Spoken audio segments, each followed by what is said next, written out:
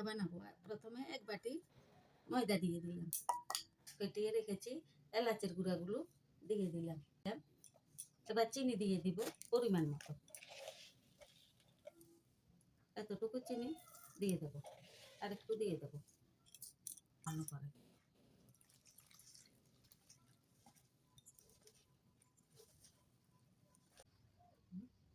ভালো করে মেখে নিয়েছি, এরকম করে নিলেই হবে। জন্য 10 মিনিটের জন্য এগুলোকে ঢাকা দিয়ে রেখে দেবো। দিলাম ব্রাশের পরিবর্তে একটা বেগুনের বোটা নিয়েছি, বেগুনের বোটা দিয়ে এভাবে একটু সাদা তেল লাগিয়ে নেবো।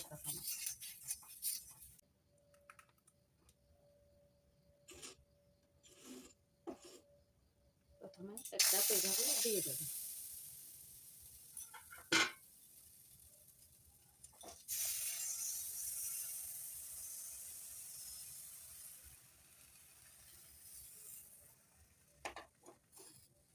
ক্ষীর করে নিয়েছি, আজকে ক্ষীর দিয়ে পাটিসাপটা বানাবো।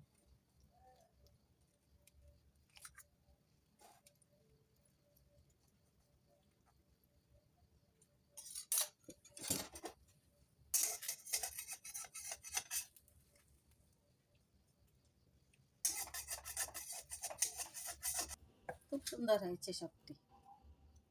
একটা ভেঙে দেখাই ভিতরে কেমন হয়েছে।